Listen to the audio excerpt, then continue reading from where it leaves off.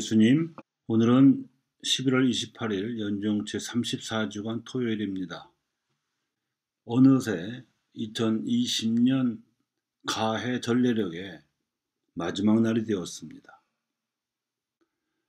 위령생활의 후반부 보름 동안 미사 독서로 들었던 묵시록의 결론은 오소서 주 예수님입니다. 이는 그분이 이미 선포하셨던 하나님 나라의 인격적 현실을 확인하면서 이를 사도 요한과 소아시아의 초대교회 신자들도 바람하지 않았다는 메시지입니다. 이 메시지를 통해서 요한이 그 신자들에게 주고자 했던 희망의 등불은 자신들의 이마에 그리스도의 이름이 적혀있는 그리스도인들이 주역이 되어서 밤도 사라지고 등불도 햇빛조차도 필요 없이 진리의 빛이 비춰주는 이 새로운 하늘과 새 땅을 차지하리라는 예언입니다. 주 예수님의 그리스도로 믿는 신앙인들의 인격이 지녀할 영적 기준을 인허로, 갖추어야 할 정신적 소양을 진리의 빛으로, 그리고 도달해야 할 사회적 목표를 새 하늘과 새 땅으로 지시하는 것입니다. 이 새 하늘과 새 땅은 수정처럼 빛나는 생명수의 강이라든가 12번 열매를 맺는 생명나무와 같은 환시가 묘사하듯이 이 현실의 풍요로움을 상징적으로 표현합니다.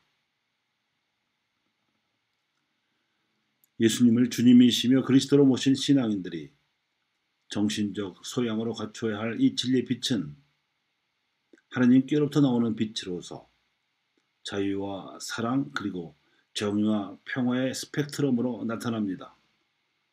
이것이 개별 인생과 인간 사회를 지탱해야 할 최고선의 진리에 대한 인식입니다. 진리의 빛도 열과 힘을 냅니다. 사회를 하나님의 나라로 거룩하게 변화시킬 수 있는 에너지가 진리의 빛 속에 담겨 있다는 뜻입니다. 이 진리를 믿고 있는 신앙인들도 세상을 하나님께서 보시기에 좋은 상태로 변화시켜 나가려면 진리의 빛이 주는 열과 힘을 받아 충만해야 합니다. 진리를 향한 뜨거운 향앙열과 자유와 사랑, 정의와 평화를 위한 소명의식의 활기찬 기운 등이 진리의 빛을 받은 신앙인들이 보여줘야 할 풍요로운 생기입니다. 그래서인가요? 오늘 복음에서 예수님께서도 제자들에게 이렇게 말씀하셨습니다. 너희는 스스로 조심하여 방탕과 만취와 일상의 근심으로 너희 마음에 물러지는 일이 없게 하여라.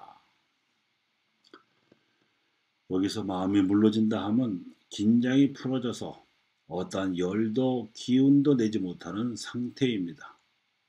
에너지가 방전된 상태라고 할 수 있습니다. 우리 신자들이 이렇게 마음이 물러지지 않기를 바랍니다. 그날은 덫처럼 갑자기 덮칠 것이기 때문입니다.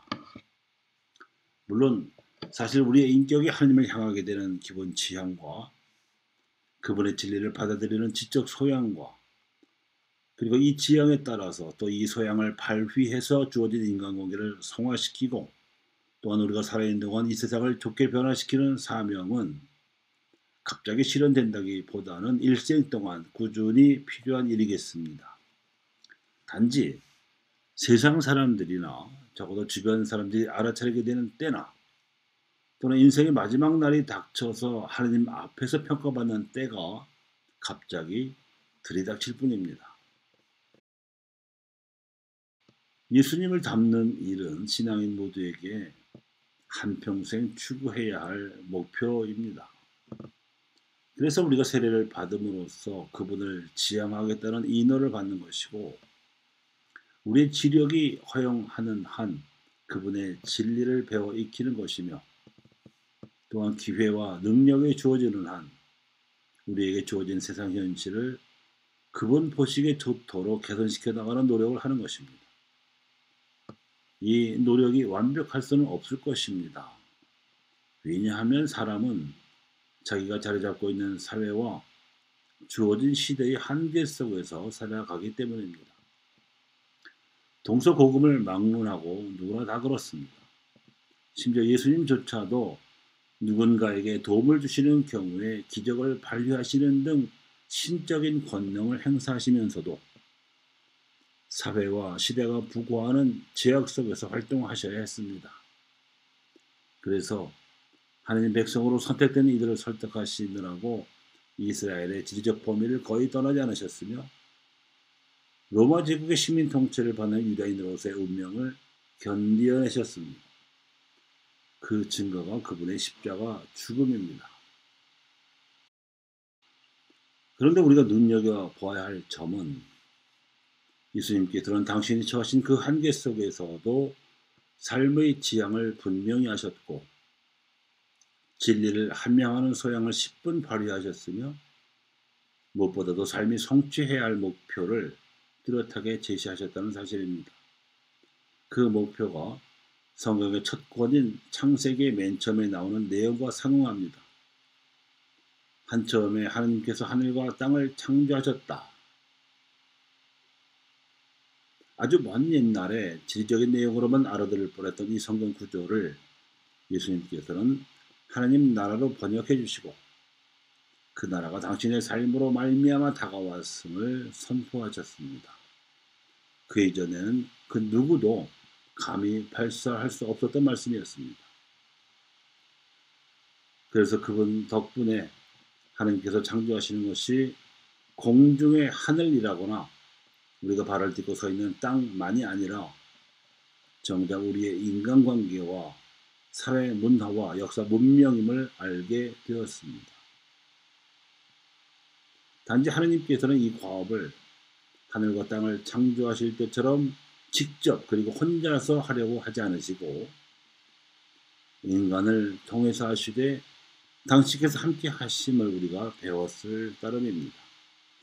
그 뜻이 역시 창세기의 첫 장에 나와 있었습니다. 하나님께서는 당신을 닮도록 사람을 창조하시고 당신의 뜻대로 세상을 돌보고 다스리라고 위임하셨습니다. 사랑 자체이신 당신을 닮도록 각자의 인격을 형성하는 것과 당신의 뜻대로 세상을 돌보고 다스리는 임무에서 각자의 소명을 발휘하는 것이 그것입니다. 창세기 첫 구절과 묵시록 첫 끝 구절이 같은 뜻이라는 점, 성서주간에 드리는 말씀의 결론입니다. 교우 여러분, 한 해 동안 애쓰셨습니다. 새해 더욱 정진하시기 바랍니다. 감사합니다.